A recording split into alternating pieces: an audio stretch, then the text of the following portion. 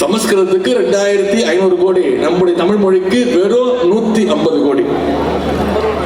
இது வெறும் ஒரே ஒரு சாம்பிள் தான். எந்த திட்டத்திற்காவது நம்ம கேட்கிற நிதியை கொடுக்கறாங்களா? தமிழ்நாட்டுக்கு கொடுக்க வேண்டிய எந்த நிதியும் ஒதுக்கிறது இல்லை. தமிழ்நாட்டுடைய குடிநீர் திட்டங்களுக்கு நிறைவேற்றுறதுக்கு இது வரைக்கும் ஒன்றிய அரசு கொடுக்க வேண்டிய 3000 கோடி ரூபாய் இது வரைக்கும் கொடுக்கல. ஜிஎஸ்டி வரி வசூல் பண்ணாங்க. நம்முடைய மாநில அரசுக்கு தர வேண்டிய 10,000 கோடி ரூபாய் இப்ப வரைக்கும் பெண்டிங். கடந்த 4 ஆண்டுகள்ல ஏற்பட்ட புயல் மழைக்கு நம்முடைய தமிழ்நாடு அரசு ஒன்றிய அரசு கிட்ட கேட்டது எவ்வளவு தெரியுமா? வெள்ள நிவாரண நிதியாக 45,000 கோடி ரூபாய் கேட்டோம் இழப்பீடு. ஒன்றிய அரசு கொடுத்தது எவ்வளவு தெரியுமா? வெறும் 2,000 கோடி. அதுவும் state disaster relief fund, SDRF ஃபண்டில் இருந்து கொடுத்தாங்க. இன்னும் சொல்ல போனா சென்ற முறை ஒன்றிய அரசு கொண்டு வந்த பட்ஜெட்ல தமிழ்நாடுன்ற வார்த்தையே இல்லை. நம்ம மாநிலத்துடைய வார்த்தையே கிடையாது. திட்டங்கள் இல்லை, வார்த்தையே இல்லை, தமிழ்நாடு பெயரே இல்லை. உங்களுக்கு தெரியும், மறந்திருக்க மாட்டீங்க, 8 வருஷத்துக்கு முன்னாடி மதுரையில ஒன்றிய பிரதமர் மோடி அவர்களும் அப்பொழுதைய முதலமைச்சர் திரு எடப்பாடி பழனிசாமி அவர்களும் அடிக்கல் நாட்டினாங்க. எய்ம்ஸ், உலக புகழ்பெற்ற மதுரை எய்ம்ஸ் அடிக்கல் நாட்டி 7-8 வருஷம் ஆச்சு. இன்னைக்கு வரைக்கும் வேலை முடிக்கல. ஒன்றிய அரசு கொடுக்க வேண்டிய நிதியை கொடுக்கல. இப்படி தமிழ்நாட்டை எல்லா விதத்திலையும் முடக்கிற வேலையை தான் இன்னைக்கு ஒன்றிய பாஜக அரசு பண்ணிட்டு இருக்கு. அதனாலதான் நம்முடைய முதலமைச்சர் அவர்கள் அடிக்கடி சொல்வார், இது ஒன்றிய அரசு இல்ல, ஓரவஞ்சனை செய்கின்ற அரசு அப்படின்னு நம்முடைய முதலமைச்சர் அவர்கள் தைரியமாக சொல்லுவார். இந்த லட்சணத்துல நேற்று முன்தினம் ஒன்றிய பிரதமர் திரு நரேந்திர மோடி அவர்கள் பேசினார். என்ன சொல்றாரு? டபுள் இன்ஜின் சர்க்கார் வேணுமா தமிழ்நாட்டுக்கு? நம்முடைய தலைவர் உடனே சொல்லிட்டார், அது டபுள் இன்ஜின் கிடையாதுங்க, டப்பா இன்ஜின் இது நீங்க நடத்திட்டு இருக்கிறது. அதற்கு சிறந்த உதாரணம் சொல்றேன். உத்தரப்பிரதேசத்தில் ஆளுகின்றது பாஜக, குஜராத்தில் ஆண்டு கொண்டிருப்பது பாஜக, மத்திய பிரதேசத்தில் பாஜக. அங்கெல்லாம் உங்க டபுள் இன்ஜின் சர்க்கார் வேலை செய்யலையா?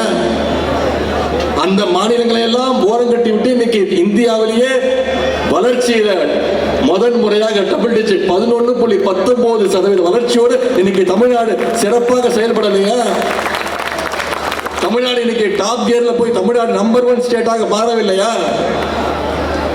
இதை நான் சொல்லல, ஒன்றிய அரசு சொல்லுது. ஒன்றிய அரசுடைய ஸ்டாட்டிஸ்டிக்ஸ் டிபார்ட்மெண்ட் புள்ளி விவரங்கள் சொல்லுது.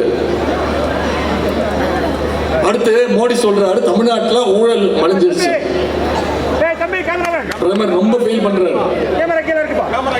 நம்முடைய ஆட்சியை வேற செல்லமா கூப்பிடுறாரு. என்ன தெரியுமா? சிஎம்சி ஆட்சி, கரப்ஷன், மாஃபியா, கிரைம் அப்படின்னு ஒன்றிய பிரதமர் திரு மோடி அவர்கள் சொல்றாரு. அவருக்கு தெரியல, அவர் கண்ணாடியை பார்த்து பேசிட்டு இருக்கிறார். நான் சொல்றேன் சிஎம்சினா என்னன்னு. ஒன்றிய பிரதமர் சொல்லுகின்ற ஃபர்ஸ்ட் சி கரப்ஷன். இந்தியாவிலேயே ஊழல் குற்றச்சாட்டுக்கு உட்பட்டு நிரூபிக்கப்பட்டு நீதிமன்றத்தினால தண்டனை பெற்று ஜெயிலுக்கு போன ஜெயலலிதா அம்மையாரும் சசிகலா அம்மையாரும் எந்த இயக்கம்? அதிமுக. அவங்களோட கூட்டணி வச்சிருக்கிறது யாரு? இன்னைக்கு பாஜக. இன்னைக்கு அவங்களுடைய வாரிசா எடப்பாடி பழனிசாமி அவர்கள் பல்வேறு ஊழல் வழக்குகளை சந்திச்சுட்டு இருக்கிறாரு. திரு மோடி அவர்களே திரும்பி பாருங்க, அவர் உங்க பின்னாடி உட்கார்ந்து இருக்கிறாரு. அடுத்து மாஃபியா. ரெட்டை சின்னத்தை பறிக்கணும்னு டெல்லியில் இருக்கக்கூடிய ஒரு மாஃபியா கிட்ட பணத்தை கொடுத்து ஏமாந்து ஜெயிலுக்கு போய் தண்டனை அனுபவிச்சுட்டு வெளில வந்தது யார் தெரியுமா? திரு தினகரன் அவர்கள். திரு மோடி அவர்களே திரும்பி பாருங்க, உங்க பக்கத்தில் உட்கார்ந்து இருக்கிறார். அடுத்து கிரைம். மருத்துவ கல்லூரிகளுக்கு முறைகேட அனுமதி கொடுத்து இன்னைக்கு சிபிஐ வழக்க மாட்டி சந்திச்சுக்கிட்டு இருக்கக்கூடிய தலைவர் யாரு? திரு அன்புமணி அவர்கள். திரு மோடி அவர்களே திரும்பி பாருங்க, உங்க கூட உட்கார்ந்து இருக்கிறார்.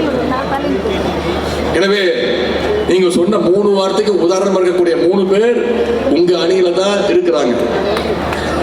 அது மட்டும் இல்ல, உங்க மாநில குஜராத்தை பாருங்க.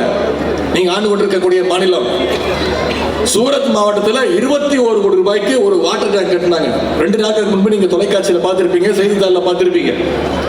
21 கோடி ரூபாய் கட்ட மதிப்பீட்டில் கட்டப்பட்ட ஒரு வாட்டர் டேங்க் இடிஞ்சு உடஞ்சு போச்சு. புதுசு நினைக்கிறீங்களா? ரொம்ப புதுசு. ஏன் தெரியுமா? திறக்க கூட இல்லை. திறக்கிறதுக்கு முன்னாடி இடிஞ்சு விழுந்துருச்சு. எந்த மாநிலம்? குஜராத் மாநிலம். குஜராத்தில் பாஜக அரசால் கட்டப்பட்ட 11 பாலங்கள் இடிஞ்சு விழுந்திருக்கு. குஜராத்தில் மோர்பி பாலம், அந்த பாலம் இடிஞ்சு விழுந்ததுல 140 பேர் இறந்திருக்கிறாங்க. இப்படி கட்டுமான பணிகள்ல எந்த அளவுக்கு ஊழல் நடந்திருக்குன்னு யோசிச்சு பாருங்க. அது மட்டுமல்ல, எதிர்கட்சி தலைவர் திரு எடப்பாடி பழனிசாமி அவர்கள் 2 நாள் முன்பு பேசும்பொழுது அவர் சொல்றார் ஒரு அரிய தகவல், புதிய கண்டுபிடிப்பு.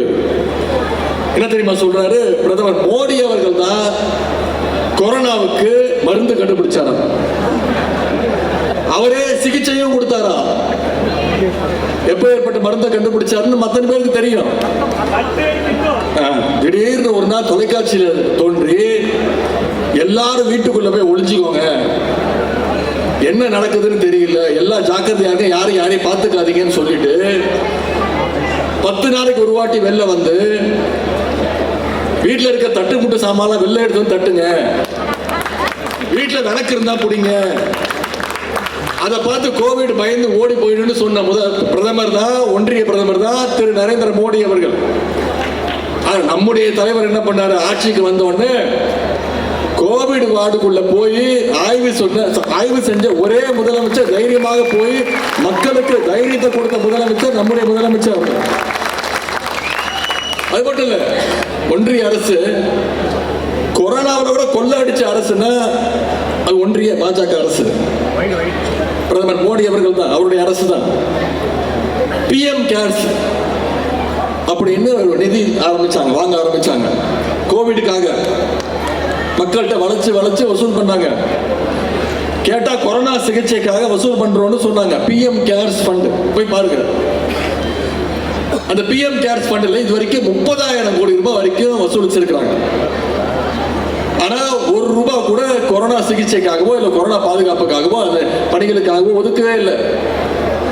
RTIல கேட்டப்போ இதுக்கும் கொரோனாவுக்கும் சம்மந்தம் கிடையாது, தனியார் நிதி அப்படின்னு சொல்லிட்டாங்க. உச்ச நீதிமன்றத்தை கேட்டுச்சு, அதற்கும் பதில் சொல்ல முடியாது. PM கேர்ஸ் ஃபண்ட் பத்தி எந்த தகவலும் இப்ப வரைக்கும் யாருக்குமே கொடுக்கல. வசூல் பண்ண தொகை 30,000 கோடி ரூபாய். எனவே பாஜகவுடைய ஊழல் லட்சணம் ஊருக்கே தெரியும். நம்முடைய முதலமைச்சர் அவர்கள் சொல்லுவார், ஊழலுக்கு ஒரு பல்கலைக்கழகம் கட்டினா அதுக்கு வேந்தர் நம்முடைய பிரதமர் மோடி தான் அப்படின்னு நம்முடைய முதலமைச்சர் சொல்லுவார். இப்படிப்பட்ட ஒன்றிய பாஜக அரசு நம்முடைய திமுக எந்த முகத்தை வச்சுக்கிட்டு குறை சொல்ல முடியும்? அது மட்டும் இல்ல, இன்னைக்கு பாஜக ஆட்சி இல்லாத கட்சிகள் அவங்க ஆட்சி செய்கின்ற மாநிலங்கள்ல ஆளுநரை வச்சு குறுக்கு வழிகளை எப்படியாவது இடைஞ்சல் கொடுக்கணும்னு பல்வேறு வகையில முயற்சி பண்ணிட்டு இருக்கிறாங்க. 3 நாட்களுக்கு முன்பு நம்முடைய சட்டசபையில என்ன நடந்துச்சு நீங்க அத்தனை பேர் பார்த்திருப்பீங்க. ஆளுநர் திரு RN ரவி அவர்கள் வந்து அரசு தயாரித்து கொடுக்கக்கூடிய அந்த உரையை படிப்பதுதான் மரபு. ஆனா இவர் வந்து என்ன சொல்றாரு? தமிழ்த்தாய் வாழ்த்து பாடக்கூடாது, தேசிய கீதம் பாடணும். ஆளுநர் திரு RN ரவி அவர்களே, எங்களுக்கு தமிழ்த்தாயும் ஒன்றுதான், தேசிய கீதமும் ஒன்றுதான். இப்படி ஏதாவது ஒரு காரணம் சொல்லிட்டு கடந்த 3 வருடங்களா ஆளுநர் அவர்கள் வாக்கிங் போறதுக்குனே வருவாரு சட்டசபைக்கு. இந்த முறை ஜாகிங் பண்ணிட்டு போயிட்டாரு. எடுத்தேன் பாரு ஓட்டம். வரும்பொழுதே போவதற்கு அனைத்தையும் தயார் செஞ்சுட்டு தான் வந்தாரு. அதனாலதான் நம்முடைய முதலமைச்சர் அவர்கள் தைரியமா எதிர்த்து சொன்னார், இனிமே சட்ட நடவடிக்கை எடுப்போம், சட்டமன்றத்தில் இனிமே ஆளுநர் உரையே தேவையில்லை அப்படின்ற சட்ட நடவடிக்கையே இந்தியாவில் எந்த முதலமைச்சர் செய்ய துணியாத ஒரு காரியம். எடுப்போன்னு தைரியமா சொன்ன முதலமைச்சர், இதற்கு பெயர் தான் சுயமரியாதை. ஆனா இதற்கும் பாத்தீங்கன்னா எதிர்க்கட்சி தலைவர் எடப்பாடி பழனிசாமி அவர்கள் ஆளுநருக்கு சப்போர்ட் பண்றாரு. அதனாலதான் நாங்க அடிக்கடி சொல்றோம், அதிமுகனா இப்போ அண்ணா திராவிட முன்னேற்ற கழகம் கிடையாது, அது அமித்ஷா திராவிட முன்னேற்ற கழகமா மாறி பல வருஷம் ஆயிடுச்சு. அதிமுகவுடைய நிரந்தர பொதுச் செயலாளர் எதிர்க்கட்சி தலைவர் எடப்பாடி பழனிசாமி அவர்கிட்ட போய் கேட்டு பாருங்க, இந்தி திணிப்பை பத்தி ஏதாவது கருத்து சொல்லுங்களேன் அப்படின்னு கேட்டு பார்க்கணும். என்ன சொல்லுவாரு? ஏங்க இந்திய திணிச்சா என்னங்க, அதனால எங்க கூட்டணிக்கு ஒன்றும் பிரச்சனை இல்லைங்க. நீங்க அரசியல்ல நிறைய முரட்டு பக்தர்கள், முரட்டு தொண்டர்கள்லாம் பார்த்திருப்பீங்க. முரட்டு அடிமையை பார்த்திருக்கிறீங்களா?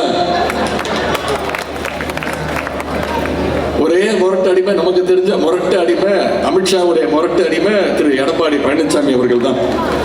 அது மட்டும் இல்ல, நேற்று முன்தினம் பிரதமரோட பேசிட்டு இருக்கும்போது, பிரதமரோட கூட்டத்தில் பேசும்போது பேசுறாரு, என் பேரை சொல்லி பேசுறாரு, திரு உதயநிதி அவர்கள் துணை முதலமைச்சர் ஆயிட்டாரு,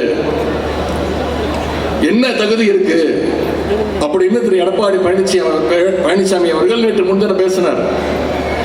என் தகுதி இருக்கட்டும், அதுக்கு வருவோம்.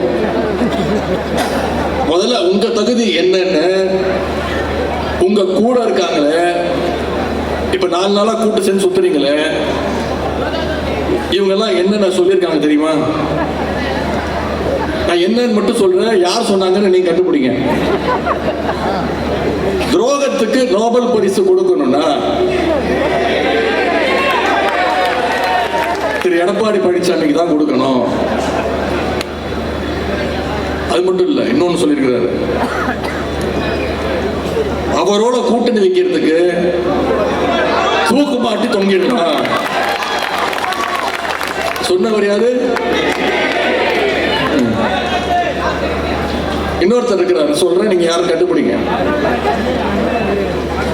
எடப்பாடி பழனிசாமி அவர்களுக்கு நிர்வாகம்னா என்னன்னு தெரியாது,